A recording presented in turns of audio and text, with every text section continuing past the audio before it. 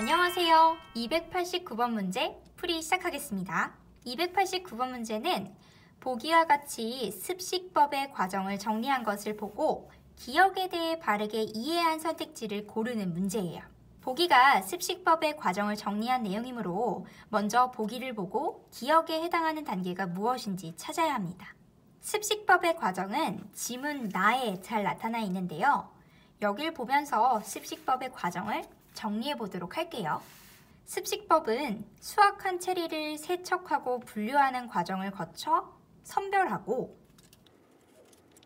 껍질과 과육을 제거합니다.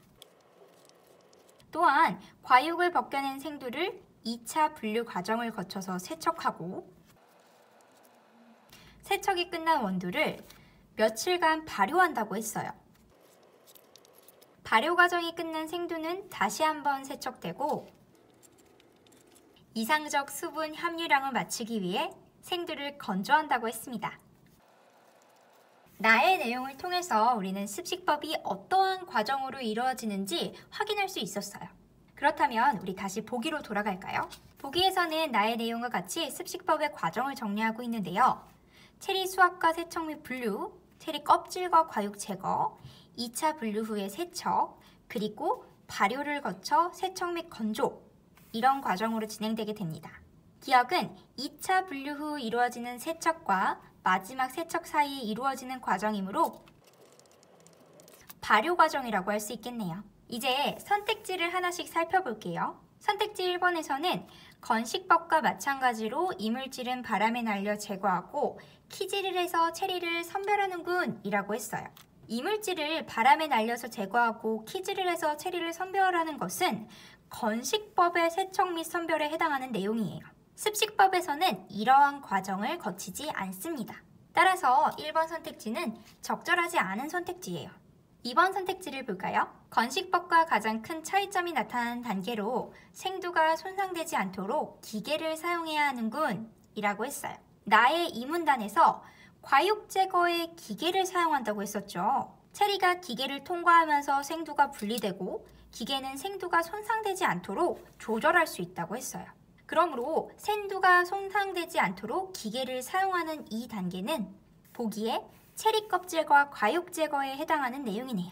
우리는 기억, 즉 발효 단계에 해당하는 내용을 찾아야 하기 때문에 2번 선택지는 적절하지 않습니다.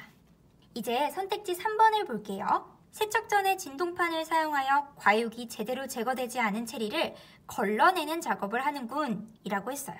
나의 3문단을 보면 과육을 벗겨낸 생두는 진동판에서 2차 분류 과정을 거치는데 이때 과육이 제대로 제거되지 않은 체리와 생두 사이에 섞여있던 과육이 걸러진다고 했어요.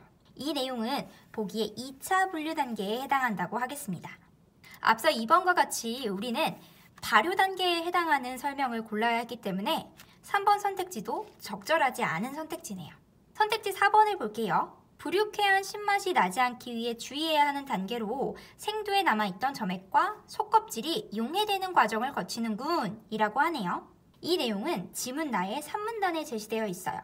발효할 때는 세심한 주의가 요구되는데 자칫 잘못하면 불육해한 신맛이 날 수도 있기 때문이라고 하고 점액과 속껍질이 모두 사라진다고도 이야기하고 있네요. 그러므로 선택지 4번에서 설명하고 있는 내용은 발효 단계에 관련된 설명입니다. 정답이네요.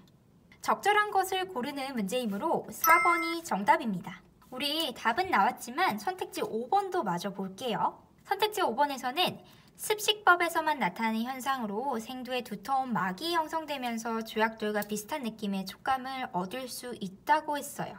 우리 지문 나의 3문단을 보면 발효 과정을 거친 생두에는 두터운 막이 형성되는 것이 아니라 무엇이 남는다고 했었죠?